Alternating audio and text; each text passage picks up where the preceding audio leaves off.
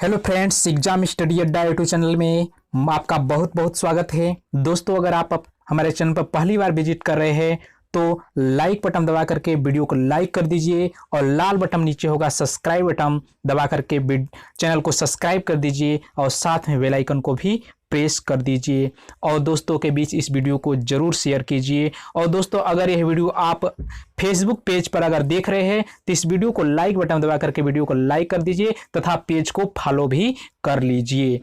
दोस्तों, आज के टॉपिक में हम लोग पढ़ने वाले हैं मानव शरीर क्रिया विज्ञान ह्यूमन फिजियोलॉजी के बारे में पढ़ने वाले हैं।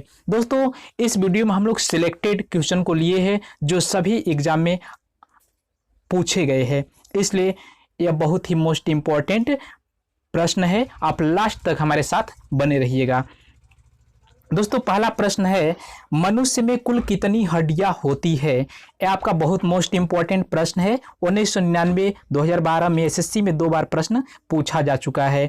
दोस्तों, अगर मानव शरीर में पूछा जाए कि मानव शरीर में कुल कितनी हड्डियां पाई जाती है तो दोस्तों मानव शरीर में 206 हड्डियां पाई जाती है, इसलिए ऑप्शन नंबर ख करेक्ट आंसर होगा। दोस्तों, अगर बात की जाए नवजात शिशुओं में हड्डियों की जो संख्या होती है 300 के लगभग होती है, यानी कि नवजात शिशु की अगर बात की जाए तो उसमें 300 हड्डियां लगभग पाई जाती है। दोस्तों, अगर बात की जाए मनुष्य के खोपड़ी में कुल 8 अस्थियां पाई जाती है। मनुष्य के खोपड़ी में कुल 8 अस्थियां पाई जाती है और साथ ही साथ मनुष्य के शरीर में अगर पसलियों की संख्या पूछी जाए तो दोस्तों 12 जोड़ी पसलियां पाई जाती है। कितनी जोड़ी पसलियां पाई जाती है? 12 जोड़ी पसलियां पाई जाती है, इसलिए इंपॉर्टेंट रहेगा आपके एग्जाम के लिए। नेक्स्ट क्वेश्चन है दोस्तों, शरीर की सर्वाधिक प्रबल अस्थि होती है। एसएससी 2002 में प्रश्न पूछा गया है। दोस्तों, शरीर की सर्वाधिक प्रबल अस्थि होती है, फर्स्ट ऑप्शन है जांघ में, सेकंड ऑप्शन है जबड़े में, थर्ड ऑप्शन है भुजा में और फोर्थ ऑप्शन है गर्दन में। तो दोस्तों, शरीर की सर्वाधिक जो प्रबल अस्थि होती है वह जबड़े में होती है। कहाँ पर होती है? जबड़े में होती है, इसलिए ऑप्शन नंबर ख इसका करेक्ट आंसर होगा। दोस्तों, अगर बात की जाए मानव शरीर की सबसे छोटी हड्डी स्टेपिज है जो कान में पाई जाती है। वेरी मोस्ट इंपॉर्टेंट, यह भी एग्जाम में पूछा जा चुका है। यानी कि मानव शरीर की जो सबसे छोटी हड्डी होती है उसका नाम स्टेपिज होता है जो कान में होती है।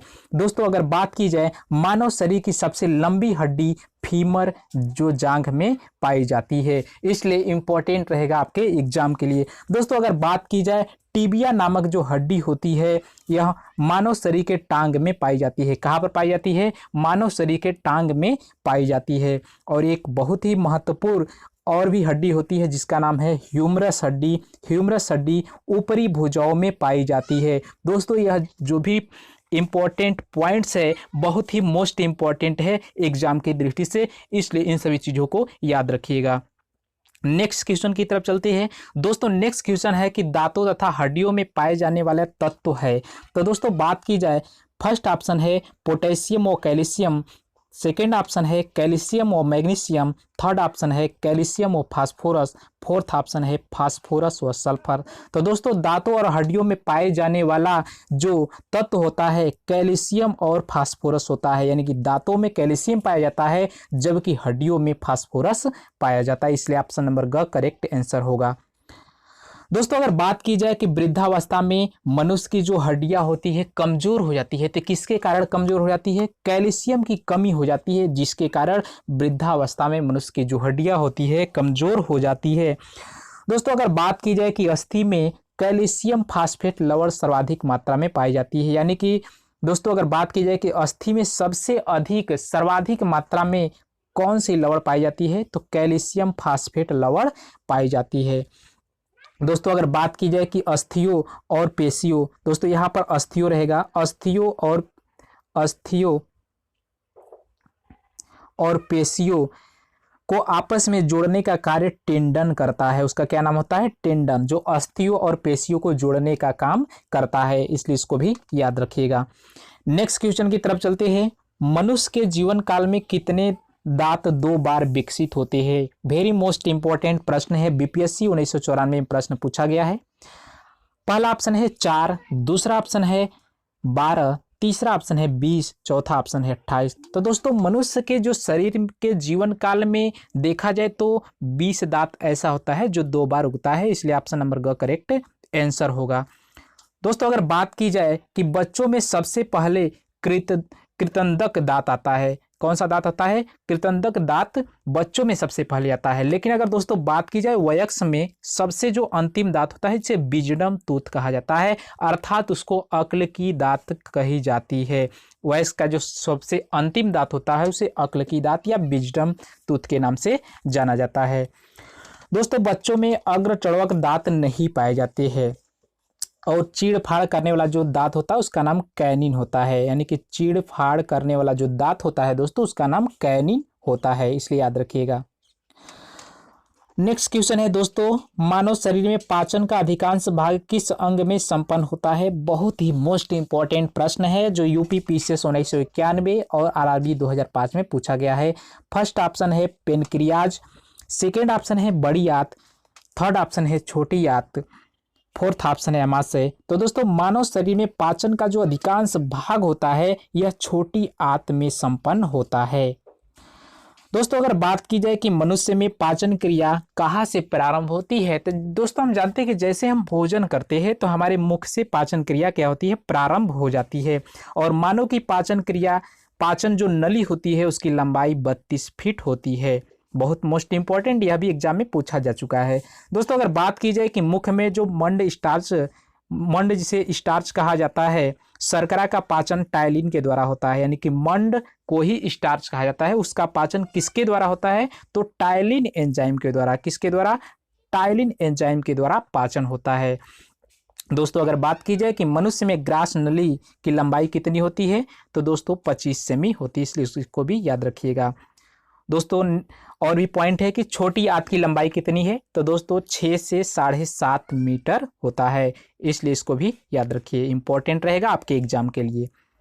नेक्स्ट क्वेश्चन है दोस्तों, दूध प्रोटीन को पचाने वाला एंजाइम है। दूध प्रोटीन को पचाने वाला एंजाइम है।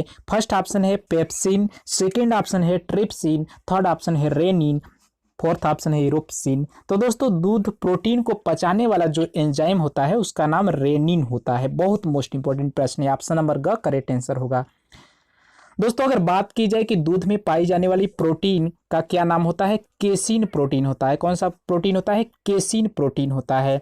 दोस्तों अगर बात की जाए कि दूध का रंग सफेद किस प्रोटीन के कारण होता है, तो दोस्तों केसीन प्रोटीन के कारण ही होता है। और दूध का जो पीला रंग होता है कैरोटीन प्रोटीन के कारण होता है। और दोस्तों यहाँ से एग्जाम में एक बार और प्रश्न बनता है कि दूध में पाए जाने वाले जीवाणु का नाम क्या होता है, तो दोस्तों लैक्टोबैसिलस होता है दूध में पाए जाने वाले जीवाणु का। और दूध में मिठास किसके कारण होता है, तो लैक्टोस शर्करा के कारण दूध में मिठास होता है। दोस्तों ये जो डिस्क्रिप्शन पॉइंट है बहुत ही महत्वपूर्ण है, ये सब एग्जाम में पूछा गया है, इसलिए इसको भी नोट पॉइंट करते रहिएगा।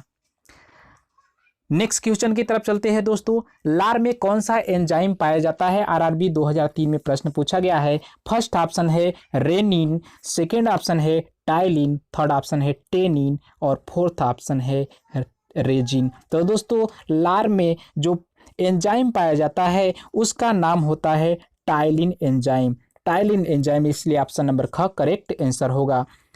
दोस्तों अगर बात की जाए कि पेट में भोजन पचाने के लिए हम जानते हैं कि एंजाइम की आवश्यकता होती है। दोस्तों पाचक जो एंजाइम होता है 3 प्रकार का होता है। पाचक एंजाइम कितने प्रकार का होता है? 3 प्रकार का होता है।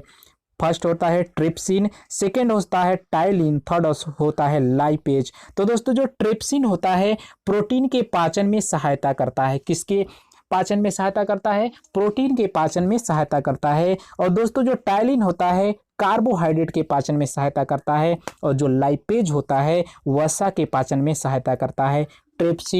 ट्रिप्सिन प्रोटीन की सहायता में, टाइलिन कार्बोहाइड्रेट की सहायता में पाचन करता है और लाइपेज वसा के पाचन में सहायता करता है। और दोस्तों जो लार स्टार्च पाचन में सहायता करता है। लार जो होता है स्टार्च के पाचन में सहायता करता है, इसलिए इसको भी याद रखिएगा। नेक्स्ट क्वेश्चन की तरफ चलते हैं। नेक्स्ट क्वेश्चन है कि मानव के आमाशय में कौन अम्ल उत्पन्न होता है जो भोजन के पचाने में सहायता करता है? दोस्तों वेरी मोस्ट इंपॉर्टेंट प्रश्न है, एनडीए 2011 में प्रश्न पूछा गया है। फर्स्ट ऑप्शन है एसिटिक अम्ल, सेकेंड ऑप्शन है मेथेनोइक अम्ल, थर्ड ऑप्शन है हाइड्रोक्लोरिक अम्ल, फोर्थ ऑप्शन है सिट्रिक अम्ल। तो दोस्तों मानव शरीर के आमाशय में जो अम्ल उत्पन्न होता है उसका नाम होता है हाइड्रोक्लोरिक अम्ल, जो भोजन को पाचन में सहायता प्रदान करता है। इसलिए ऑप्शन नंबर ग करेक्ट आंसर होगा। दोस्तों अगर बात की जाए कि अमाशय के जठर रस में 4 एंजाइम उत्पादित करता है, जो अमाशय का जो जठर होता है वह 4 प्रकार के एंजाइम को उत्पादित करता है। फर्स्ट होता है पेप्सिन, सेकेंड होता है हाइड्रोक्लोरिक अम्ल, थर्ड होता है रेनिन, फोर्थ होता है लाइपेज। तो दोस्तों जो पेप्सिन होता है यह प्रोटीन को पेप्टाइड में तोड़ने का कार्य करता है। यह भी प्रश्न पूछा जा चुका है कि वह कौन सा एंजाइम होता है जो प्रोटीन को पेप्टाइड में तोड़ने का कार्य करता है। तो दोस्तों उसका नाम पेप्सिन होता है। और जो हाइड्रोक्लोरिक होता है यह आमाशय में उत्पन्न होता है, यह भी भोजन के पाचन में सहायता प्रदान करता है। दोस्तों अगर रेनिन की बात की जाए तो यह दूध के प्रोटीन का पाचन करता है। और दोस्तों अगर बात की जाए कि लाइपेज क्या करता है तो यह वसा का पाचन करता है। इसलिए जो इंपॉर्टेंट पॉइंट है इसको नोट पॉइंट करते रहिएगा और साथ में याद भी कर लीजिएगा, एग्जाम की दृष्टि से बहुत ही महत्वपूर्ण है। नेक्स्ट क्वेश्चन है दोस्तों, पाचन क्रिया में प्रोटीन निम्नलिखित में से किस पदार्थ में बदल जाते हैं। दोस्तों एसएससी 2002 में प्रश्न पूछा गया है। पाचन क्रिया में जो प्रोटीन होता है यह दोस्तों एमिनो अम्ल में बदल जाता है, एमिनो अम्ल पदार्थ में बदल जाता है। इसलिए ऑप्शन नंबर ग इसका करेक्ट आंसर होगा। दोस्तों अगर बात की जाए कि यकृत पचे हुए भोजन में जो मौजूद विषैले पदार्थ होता है उसका चूषण करने का काम करता है। दोस्तों हम जानते हैं कि जैसे हमारा भोजन क्या होता है पचता है, तो उस पचे हुए पदार्थ में कुछ ऐसे विषैले पदार्थ होते हैं जो उस विषैले पदार्थ को किसके द्वारा चूषण किया जाता है, तो यकृत के द्वारा चूषण किया जाता है। और दोस्तों पित्त जो होता है यकृत के द्वारा पैदा होता है। दोस्तों पित्त किसके द्वारा पैदा होता है, यकृत के द्वारा पैदा होता है। और जो पित्त होता है पित्ताशय में जमा होता है। तो यहाँ से भी एग्जाम में बहुत बार प्रश्न जनरेट हो चुका है कि जो पित्त होता है किसके द्वारा पैदा होता है, तो दोस्तों यकृत के द्वारा पैदा होता है। और किस में जमा होता है, स्टोरेज किस में होता है, तो पित्ताशय में स्टोरेज होता है। और दोस्तों पित्त का जो प्रमुख कार्य होता है वसा का पायसीकरण करना होता है। पायसीकरण का मतलब होता है इमल्सीकरण करने का कार्य करता है, इसलिए इंपॉर्टेंट रहेगा। नेक्स्ट क्वेश्चन है दोस्तों, निम्नलिखित में से वह अंग कौन सा है जो मानव शरीर में ग्लाइकोजन के रूप में कार्बोहाइड्रेट को जमा करता है। वेरी मोस्ट इंपॉर्टेंट, एसएससी 2002 में प्रश्न पूछा गया है। फर्स्ट ऑप्शन है आंत, सेकंड ऑप्शन है अमाशय, थर्ड ऑप्शन है अग्नाशय, फोर्थ ऑप्शन है ग्रहणी। दोस्तों यहाँ पर ग्रहणी नहीं रहेगा, यहाँ पर इसको काट करके लिख लीजिएगा, यहाँ पर यकृत रहेगा। यहाँ पर मिस प्रिंट हो गया है, यानी कि टाइपिंग मिस्टेक हो गया है। तो दोस्तों यहाँ पर पूछा गया है कि कौन सा अंग है जो मानव शरीर में ग्लाइकोजन के रूप में कार्बोहाइड्रेट को जमा करता है, तो वह यकृत होता है। इसलिए यकृत इसको चेंज कर लीजिएगा।